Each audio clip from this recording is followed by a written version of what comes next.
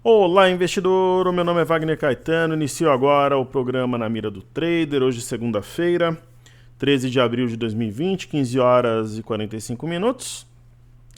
E uma tarde de forte calor, sol, aqui em São Paulo, no nosso pós-Páscoa. Aqui nós temos 27 graus no momento. 26 graus, mas de manhã estava frio. Caríssimos, convido a todos para que assistam o Seja Bem-vindo à Bolsa, quem ainda não assistiu. Muitos chegaram ao canal através desse treinamento em qualidade digital de som e imagem. Na descrição do vídeo tem o nosso canal no Telegram, gratuito. Tem o fechado também para o grupo, para a galera que faz a imersão. Mas ele é o gratuito e nós temos no site toptraders.com.br a possibilidade de você colocar seu nome e e-mail. Ninguém vai ficar te incomodando, passando a sua base para ninguém. Simplesmente você coloca ali nome e e-mail, recebe o cenário, a gente avisa quando tiver alguma iniciativa gratuita, masterclass, semana do trader, ou se você tiver interesse em cursos pagos, também terá ofertas especiais. Ok? Então eu vou começar. Hoje a gente não vai falar das bolsas na Europa, estão fechadas, sim das bolsas que estão funcionando, começando pela China. Então na bolsa da China houve uma leve queda, né? Suficiente para fechar esse gap. Pode ser um pullback nessa LTA que forma o triângulo, ou na própria junção de ambas as retas aqui. Eu não vejo a figura posta em xeque ou alguma coisa do gênero aqui não. Acho que é um pullback. Quando a gente partir aqui pelas bolsas norte-americanas, enquanto carrega, vamos falar de fluxo um pouco. Bom, a gente tem os futuros do Ibov, pessoal. Quarta-feira tem vencimento do Jota. Os estrangeiros aumentaram levemente a venda, menos 44,605 para menos 51,23. Mas aí institucionais aumentaram a compra, 46,972 para 52,960. No caso do mercado à vista, estão com cerca de 2 bilhões na venda, continuam vendendo ações, os estrangeiros. E aí nós temos aqui no caso do dólar, que revive hoje, não é à toa que eu o chamo de Jason, uma posição negativa de menos 71,336 dos estrangeiros para menos 70,761. Lembrando que há poucos pregões atrás isso se inverteu, né? No final de março para o começo de abril. Os estrangeiros que estavam comprados agora estão vendidos e institucionais estão comprados com 65.019 contratos de dólar.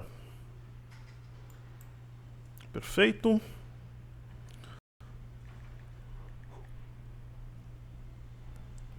Aí a gente parte aqui para os gráficos que remetem às bolsas norte-americanas, Europa, mercado fechado.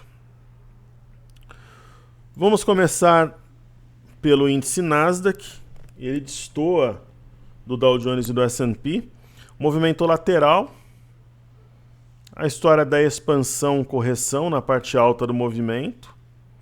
Absolutamente normal dentro da tendência, né, que nesse momento é de alta no curto prazo. O índice Dow Jones ele trabalha com uma correção forte, né, perde 2%, mas que é ainda acima da cabeça do pivô, da média de 21. O mesmo movimento que faz o S&P, então não muda em nada uma expectativa positiva de uma trajetória de topos e fundos ascendentes. Aí nós temos o EWZ, ETF brasileira negociada em Nova York, já caiu muito mais hoje, chegou a bater 24,57, está 25,33, chegou a cair praticamente quase 4%, está caindo 1,29.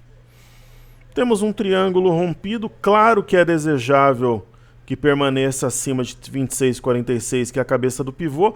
Acho que nem dá para considerar pivô mais aqui, né? Realmente foi e desceu, mas talvez basearmos na...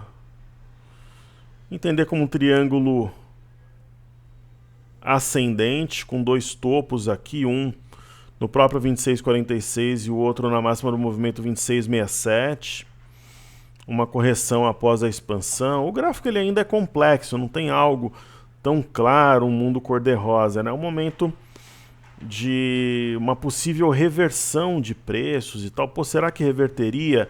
Talvez Estados Unidos está chegando no pico do coronavírus, Europa deu alguns sinais de desaceleração da doença, é uma hipótese, né? Nós temos o VIX, depois de uma temporada descendo aqui, ele está subindo, mas o candle é até vermelho, porque ele tinha aberto numa alta mais forte, ainda absolutamente uma inclinação de queda.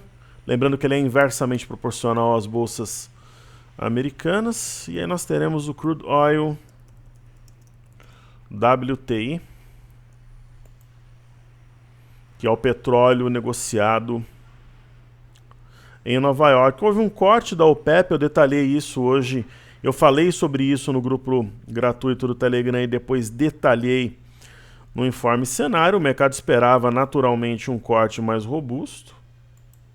E o petróleo fez um simples repique, rompimento falso de 28,46 e não tem sinal aqui de virada nem nada,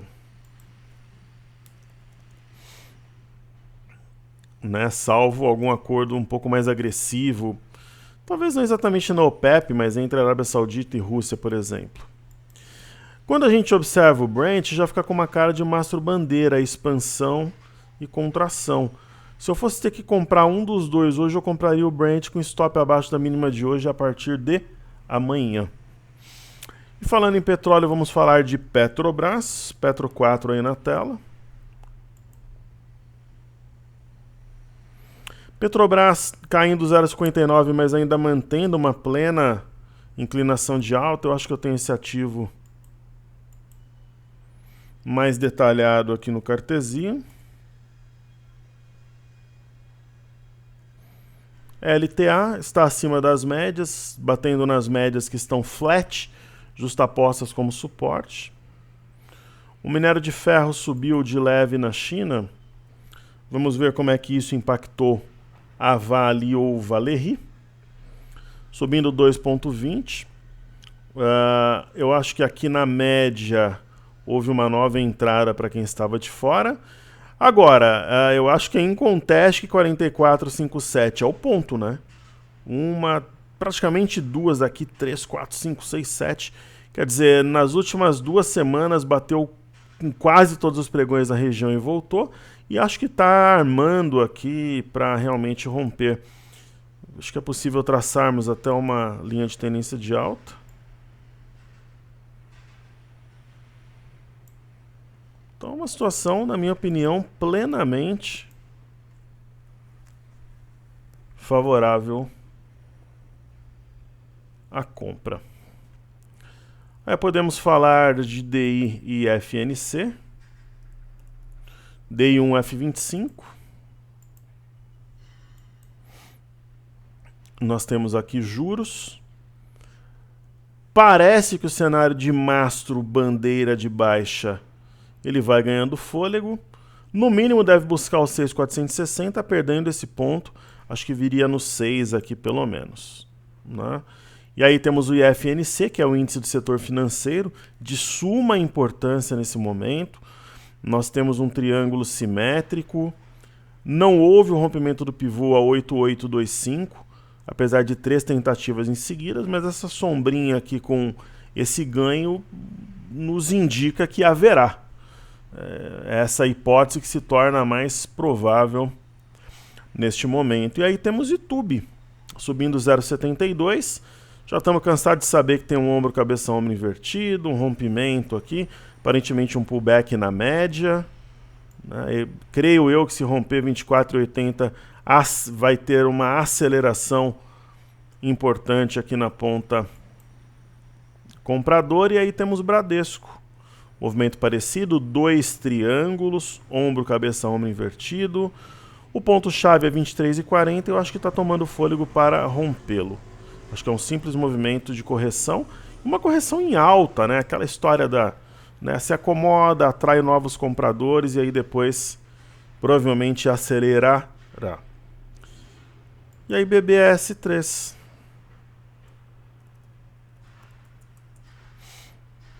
BBS3 aí na tela, Banco do Brasil, caindo de leve.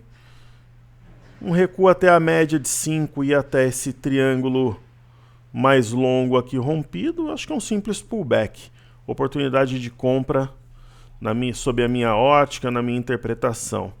E VVAR3 a seguir via varejo, ganhando corpo esse cenário de fundo duplo. No mínimo ela indica um teste de 6,19 ou mesmo 6,42, cumprindo aqui uma simetria em V. E a simetria em V, o seu alvo é um eixo de um grande W. Será? Possível. É possível sim. Perfeito? Aí falemos do dólar. O dólar ganhando fôlego. Será que ele vai deixar aqui um ombro, cabeça, ombro? Será que ele vai cumprir um V até a máxima histórica? Pô, o doji acionado sobre a média, um monstro. O dólar, ele não arrefece. Nesse momento, meu grupo está de fora. Nós estamos com uma carteira de ações robusta e uma posição que está dando certo também no mini índice. O que o dólar fez? Ele veio exatamente no fundo do dia 27/3, foi fora da banda, foi fora do canal, adentrou ambos e aí decolou. Tá com uma cara aqui de topo, porque nós temos um topo mais...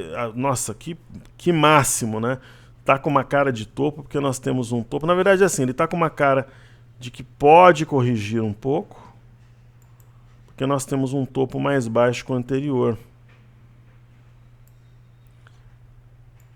Esse é sempre um ponto a ser observado. E aí a gente pega o eixo aqui, entendendo como se fosse um topo duplo, né? Então, abaixo de 5,178 com 500, ele pode corrigir até aqui embaixo, inclusive. Desde que ele perca a média no 30 minutos. Aí acho que seria praticamente uma confirmação. E nós temos estudado com bastante frequência também o DXY, né, que nada mais é do que o dólar frente a uma cesta de moedas. Parece um movimento de contração, mas já abaixo desse topo, perdendo força. Eu acho que ele vem aqui nos 98 dólares.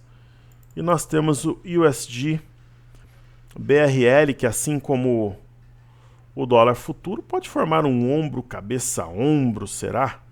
Né? Possível. Né? Tem um movimento aqui, a gente poderia traçar uma LTA aqui, é sempre uma ideia. Perda dessa linha poderia deixar aí uma cara de oco, mas ainda poderia subir mais um pouco para formar o segundo ombro, sim, apesar dele ser inclinado.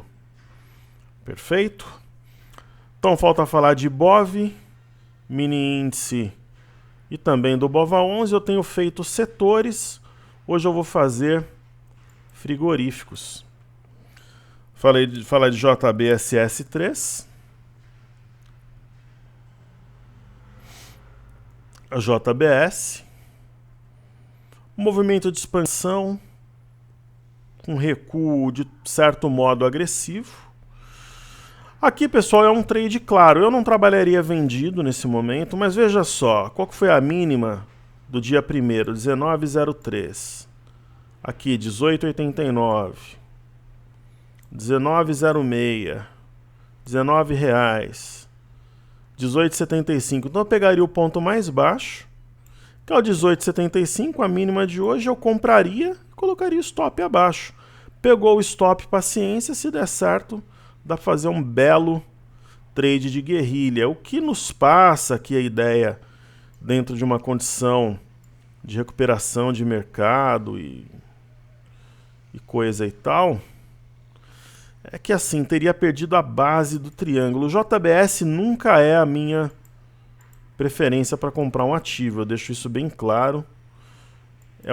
Os ativos de frigorífico já não são fáceis. JBS é o mais traiçoeiro. Mas assim, se eu fosse obrigado a fazer alguma coisa, eu compraria.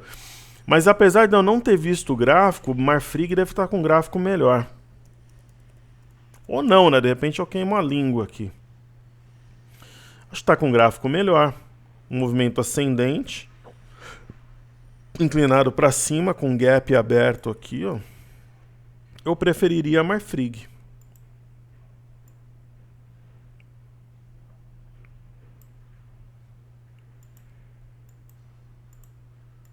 Perfeito? E vamos ver BIF3, que é Minerva.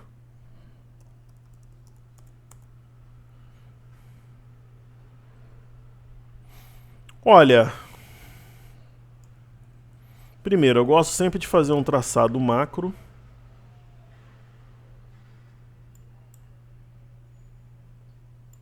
Então vamos ver aqui. É um provável ponto de teste, essa LTA. Esse ponto aqui acho que não faz muito sentido marcar. Nós temos aqui uma LTA curta.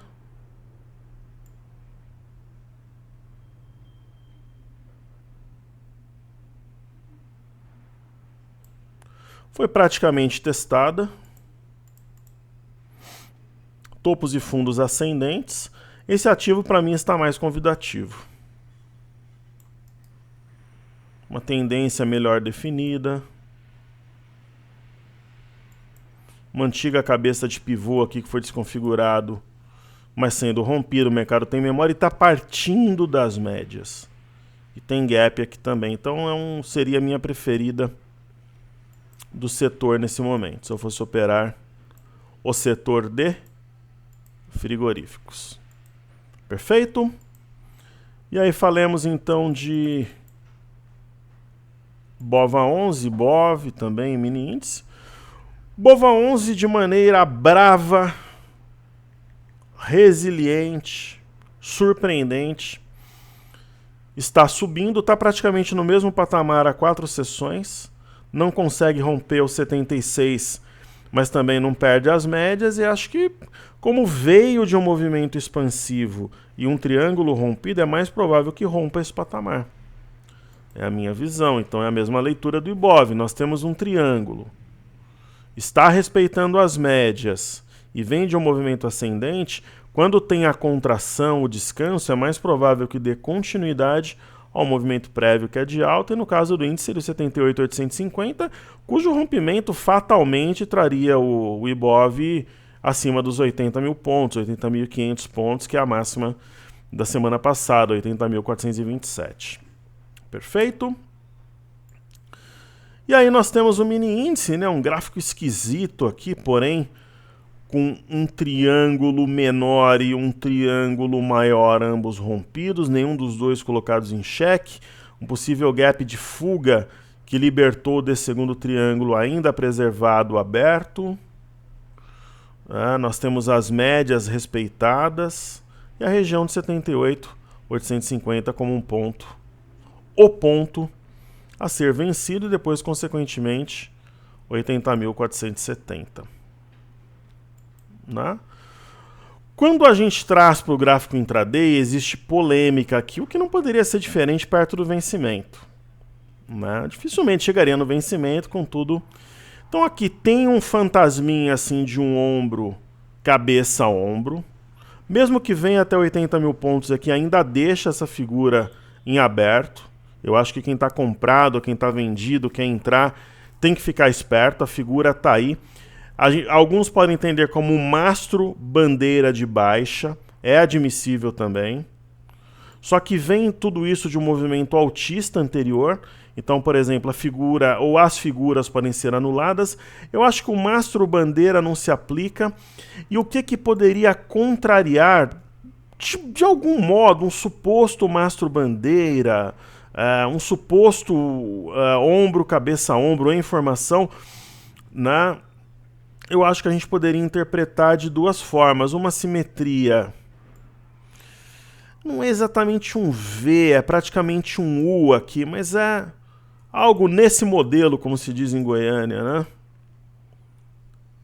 Uma simetria favorável à máxima do movimento, acima dos 80 mil pontos e coisa e tal.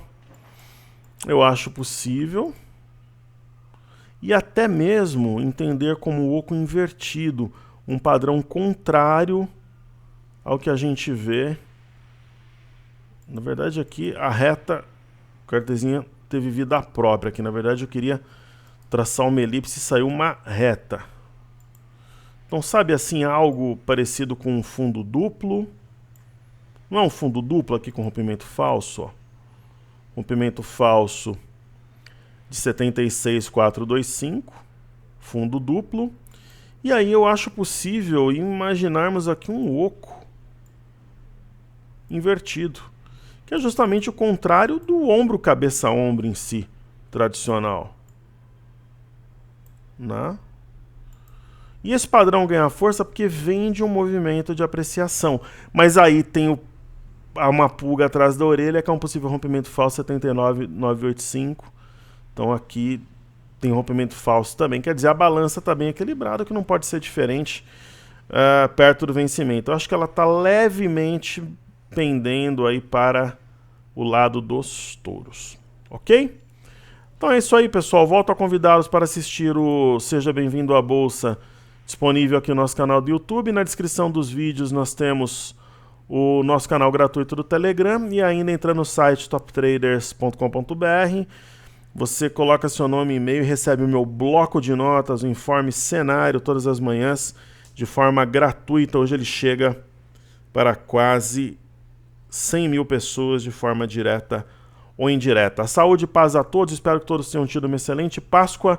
Seguimos juntos porque juntos somos mais fortes. Valeu!